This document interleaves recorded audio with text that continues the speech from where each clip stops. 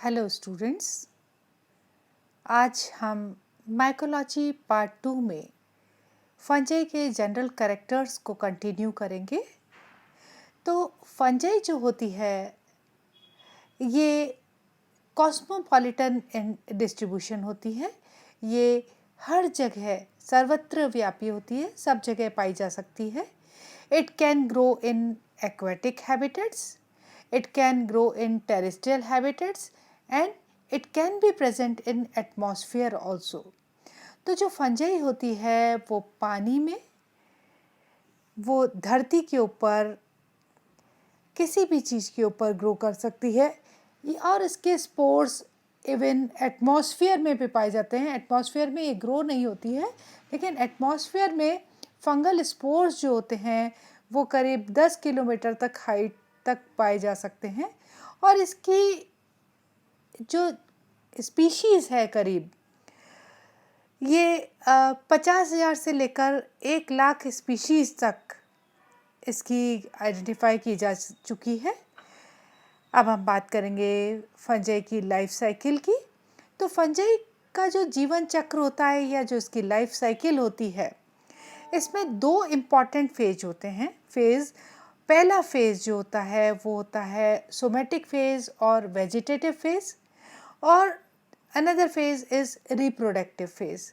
तो there are two important phases which are present in the life cycle of the fungi, जिसमें somatic या vegetative phase जो होता है it is represented by thallus. और ये जो थैलस होता है फंजाई का, ये fungal thallus can be unicellular और एसेल्यूलर जिसे हम कह सकते हैं, या फिर फिलामेंटस टाइप का हो सकता है।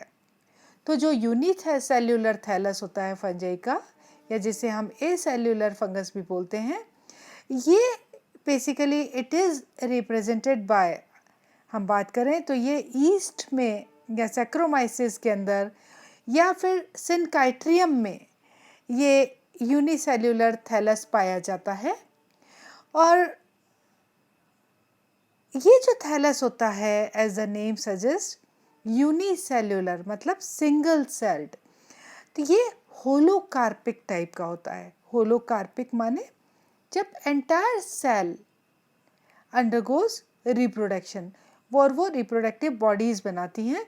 तो अगर पूरी की पूरी सेल ही रिप्रोडक्टिव स्ट्रक्चर बनाएगी तो इस तरह के थैलस को हम कहते हैं होलोकार्पिक टाइप ऑफ थैलस। दूसरी तरह के जो थैलस होते हैं फंजाई में वो फिलामेंटस टाइप के थैलस होते हैं। और ज़्यादातर जितनी भी फंजाई है वो ब्रांच्ड फिलामेंटस थैलस उनमें पाया जाता है। और ये थैलस जो होता है ये ट्यूब्यूलर होता है, ट्यूब लाइक स्ट्रक्चर्स होते हैं थैलस में। और ये ट्यूबुलर स्ट्रक्चर्स या ट्यूबुलर थैलस जो होता है इसको हम हाइफी कहते हैं। बहुत इम्पॉर्टेंट है कि जो फंगल थैलस जो होता है वो हाइफी कहलाता है। और जब ये ट्यूबुलर हाइफी का पूरा नेटवर्क या जो हाइफल नेटवर्क कहलाता है, ये नेटवर्क पूरा का पूरा माइसीलियम कहलाता है। तो फंगस में जो थैलस होता है वो थैलस हाइफी के फॉर्म में होता है और ये आपस में गुद करके क्या बनाता है, माइसीलियम बना लेता है। तो जो फंगल माइसीलियम जो बनता है वो बेसिकली यूकार्पिक टाइप का होता है। होलोकार्पिक में मैंने कहा था पूरी एंटायर सेल अंडरगोज रिप्रोडक्शन और वो रिप्रोडक्टिव स्ट्रक्चर बनाती है। But in eucarpic type of thallus a part of the mycelium undergoes reproductive stage and produces reproductive structures, but remaining part of the mycelium जो है वो continuously grow करता रहता है। तो entire mycelium जो है वो reproductive structures नहीं बनाता है, only a part of mycelium produces reproductive structures और रिप्रोडक्टिव बॉडीज़। तो इस तरह के थैलस को हम यूकार्पिक टाइप ऑफ थैलस कहते हैं। ये जो फंगल माइसीलियम होता है, ये mycelium it can be intercellular और इट कैन बी इंट्रासेल्यूलर, यानी जब कोई भी फंजाई जब किसी होस्ट टिश्यू में सेल्स के बीच में ग्रो करती है तो उस तरह का माइसीलियम जो होता है वो इंटरसेल्यूलर माइसीलियम कहलाता है। और अगर फंजाई जो कि पैरासिटिक फंजाई है होस्ट टिश्यू की जो सेल्स हैं उसको पेनिट्रेट कर जाती हैं और पेनिट्रेट करके उस पूरे होस्ट टिश्यू में वो ग्रो करती है, इन्फेक्ट करती है, तो उसे हम कहते हैं इंट्रासेल्यूलर टाइप ऑफ माइसीलियम। तो माइसीलियम जो है वो इंटरसेल्यूलर और इंट्रासेल्यूलर दोनों तरह का होता है। साथ ही ये सिस्टेमिक या लोकलाइज्ड हो सकता है। अगर माइसीलियम सिस्टेमिक है तो इसका मतलब है कि जो पैरासिटिक फंजाई है वो पैरासिटिक फंजाई होस्ट टिश्यू के डिफरेंट पार्ट्स में पूरी की पूरी स्कैटर्ड हो चुकी है, तो इस तरह का माइसीलियम सिस्टेमिक माइसीलियम कहलाता है। और अगर लोकलाइज्ड है तो यानी at the place of infection only that mycelium grows, मतलब at the place of infection only, not everywhere, not every part.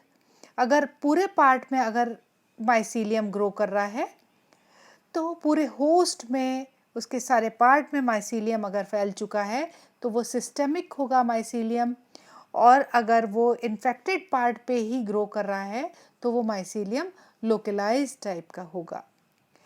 ये जो माइसीलियम होता है फंजाई का, ये मल्टी न्यूक्लिएटेड स्ट्रक्चर होता है, इसमें बहुत सारे न्यूक्लियाई होते हैं और इट मे बी सेप्टेट और एसेप्टेट। वो क्या होता है, या तो सेप्टेट होगा या फिर एसेप्टेट हो सकता है। तो माइसीलियम जो एसेप्टेट होता है, ये एसेप्टेट माइसीलियम जो है सिनोसिटिक टाइप का माइसीलियम होता है, क्योंकि एसेल्यूलर माइसीलियम है और multiple nuclei you can C in this part of the hyphae. इसमें आप मल्टीपल न्यूक्लियाई देख रहे हैं और कोई सेप्टा फॉर्मेशन इसके अंदर नहीं है, इसी के कारण जो न्यूक्लियाई हैं वो स्कैटर्ड नज़र आ रहे हैं। और इस तरह का जो माइसीलियम है वो सिनोसिटिक टाइप का माइसीलियम हो गया। एसेल्यूलर या यूनिसेल्यूलर माइसीलियम आपको नज़र आ रहा है इसके अंदर, और जो कि राइजोपस के अंदर पाया जाता है। दूसरी तरह का राइजोपस जो है ये लोअर फंगल ग्रुप है। बेसिकली फाइकोमाइसिटीज के जो मेंबर्स है उसके अंदर एसेल्यूलर सिनोसिटिक टाइप का माइसीलियम पाया जाता है। लेकिन there are higher fungi like the fungi that belongs to Ascomycotena and Basidiomycotena, जिनके अंदर जो माइसीलियम होता है वो सेप्टेट माइसीलियम होता है, यानी उसके अंदर सेप्टा फॉर्मेशंस हो जाते हैं। इस तरह से जो सेप्टेट माइसीलियम होगा उसे माइसीलियम में जो सेगमेंट्स डेवलप होंगे, उस सेगमेंट के डेवलप होने से माइसीलियम कैन बी यूनिन्यूक्लिएटेड और मोनोकैरियोटिक हो सकता है। इट कैन बी बाइन्यूक्लिएटेड और डाइकैरियोटिक, क्योंकि इनमें जो है प्लाज्मोगेमी हो चुका है लेकिन कैरियोगेमी नहीं हुआ है, यानी न्यूक्लियाई का फ्यूज़न नहीं हुआ है। दो ऑपोजिट स्ट्रेन के न्यूक्लियाई हर सेगमेंट के अंदर आपको व्यवस्थित नज़र आएंगे। तो इस तरह का अरेंजमेंट बाइन्यूक्लिएटेड या डाइकैरियोटिक होता है, जो कि ज़्यादातर आपके पक्सीनिया के अंदर देखने को मिलता है। और तीसरा तरह का जो माइसीलियम आपको नज़र आ सकता है जिसमें हर सेगमेंट में मल्टीपल न्यूक्लियाई नज़र आ सकते हैं, तो इस तरह का mycelium septate mycelium multinucleated mycelium कहलाता है। तो जो एस्कोमाइकोटिना और बेसिडियोमाइकोटिना के माइसीलियम होते हैं मेंबर्स के, वो उनमें जो सेप्टा पाया जाता है, ये सेप्टा ट्रांसवर्स सेप्टा होता है और इनकम्प्लीट होता है। माने जो ये एन्युलर सेप्टा इसके अंदर डेवलप हो रहा है माइसीलियम के अंदर, इट हैज़ अ सेंट्रल पोर, इसके अंदर सेंट्रल पोर पाया जाता है और ये जो सेंट्रल पोर पाया जाता है, you can see it is incomplete. तो ये जो एन्युलर सेप्टा या जिसे हम प्राइमरी सेप्टा कह रहे हैं, इस सेप्टा के अंदर जो पोर लाइक अपर्चर आपको बीच में नज़र आएगा, तो इस तरह के सेप्टा जो हैं वो सिंपल पोर सेप्टा कहलाते हैं। तो सेप्टेट माइसीलियम जो है उसमें अगर सिंपल पोर्स हैं तो ये एस्कोमाइकोटिना के मेंबर्स में आपको नज़र आएगा। तो सारी की सारी जनरली जो फंजाई होती है, जो सेप्टेट फंजाई होती है, उसमें सिंपल पोर सेप्टम पाया जाता है, एक्सेप्ट हायर फंजाई की मैं बात कर रही हूँ, नॉट लोअर फंजाई। तो जितनी भी हायर फंजाई होती है उसमें सेप्टेट फंजाई जो होती हैं, ये इनमें सिंपल पोर सेप्टम पाया जाता है। लेकिन there are certain higher fungi जिसके अंदर एक स्पेशल टाइप का सेप्टम पाया जाता है, जो कि बेसिडियोमाइकोटिना के मेंबर्स में पाया जाता है, और वो सेप्टम कहलाता है डॉलीपोर सेप्टम। तो हायर फंजाई में जो एन्युलर सेप्टा होते हैं उनमें वो सिंपल पोर टाइप के हो सकते हैं या डॉलीपोर टाइप के सेप्टा हो सकते हैं, और डॉलीपोर टाइप के जो सेप्टा होते हैं वो बेसिडियोमाइकोटिना के मेंबर्स में मिलते हैं। Then we move to a next image where you can see the difference between a simple pore septum and a dolipore septum. इन दोनों में images में you can see, in the A image you can see which has a simple pore septum, इसमें जो transverse wall develop हो रही है cell wall से, ये जो ट्रांसवर्स वॉल डेवलप हो रही है that is incomplete simple pore like, यहाँ पे स्ट्रक्चर आपको नज़र आ रहा है, ये सिंपल पोर है। But in case of members of basidiomycotina you can see जो सेप्टा है, इन सेप्टा के एंड वॉल्स के ऊपर एक जो पोर लाइक एपरेटस होता है, इस पोर लाइक एपरेटस जो है ये बैरल शेप का बन जाता है due to development of swelling around the end wall of the transverse septa. तो जो ट्रांसवर्स सेप्टा होता है वो ट्रांसवर्स सेप्टा के जो एंड वॉल्स होते हैं, उन एंड वॉल्स के ऊपर जो इस तरह से उसका शेप डेवलप हो जाता है, इस तरह से उसकी रिम लाइक स्ट्रक्चर बन जाता है जो कि बैरल नुमा स्ट्रक्चर बना लेता है, और इसके एंड्स जो होते हैं वो ओपन एंड्स होते हैं। तो पोर जो है वो बैरल शेप का हो जाता है, और इस बैरल शेप पोर के दोनों तरफ आपको पेरेंथिस लाइक स्ट्रक्चर्स नज़र आते हैं जिन्हें पोर कैप या पेरेंथिसोम कहा जाता है। तो ये जो है पोर कैप है या जिन्हें पेरेंथिसोम हम कहते हैं। तो ये जो डॉलीपोर पेरेंथिसोम है, it is the hallmark of basidiomycotina. ये जो बेसिडियोमाइकोटिना सब डिवीज़न है, इसका बहुत ही इम्पॉर्टेंट फीचर है presence of dolipore septum and dolipore parenthesome at both the open ends of a pore. Now we will talk about the cell structure of fungi. Fungi में जो cell होती है वो मैंने शुरू में भी बताया था, वो यूकैरियोटिक टाइप की सेल होती है। जो ट्यूबुलर हाइफी होते हैं उनकी वॉल जो है, सेल वॉल जो है,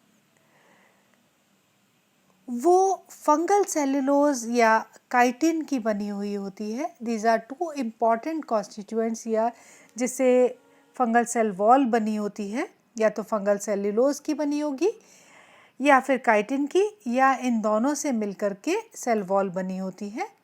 और ये जो सेल वॉल होती है इट एनक्लोजेस प्रोटोप्लास्ट, और ये जो प्रोटोप्लास्ट होता है it is differentiated into plasma membrane, cytoplasm, nucleus and vacuoles. और जो वैक्यूल्स होते हैं इसकी जो आउटर वॉल होती है वो टोनोप्लास्ट कहलाती है। इसके अलावा सेल के अंदर जो फंगल सेल होती है उसमें सेल ऑर्गेनल्स भी आपको double membrane bound cell organelles नज़र आते हैं, like endoplasmic reticulum, mitochondria, Golgi bodies and ribosomes. इसके अलावा इनमें एक और इम्पॉर्टेंट स्ट्रक्चर्स नज़र आते हैं जो कि प्लाज्मा मेम्ब्रेन और सेल वॉल के बीच में लोकेटेड होते हैं, जो कि they appear as a particles और वेसाइकल्स, या तो वो छोटे छोटे कण या वेसाइकल्स के नुमा दिखते हैं जो सेल वॉल और प्लाज्मा मेम्ब्रेन के बीच की पॉकेट्स में अरेंज होते हैं, उन्हें हम कहते हैं लोमासोम्स। तो presence of lomasome is a unusual feature of fungal cells. ये एक बहुत ही इम्पॉर्टेंट फीचर है। इसके अलावा रिजर्व फूड मटेरियल जो फंजाई में होता है वो ग्लाइकोजन एंड ऑयल ड्रॉपलेट्स के फॉर्म में होता है, साथ ही इनमें स्टीरॉल्स भी पाए जाते हैं। That's all about my today's lecture. We will continue this lecture in next part of my video.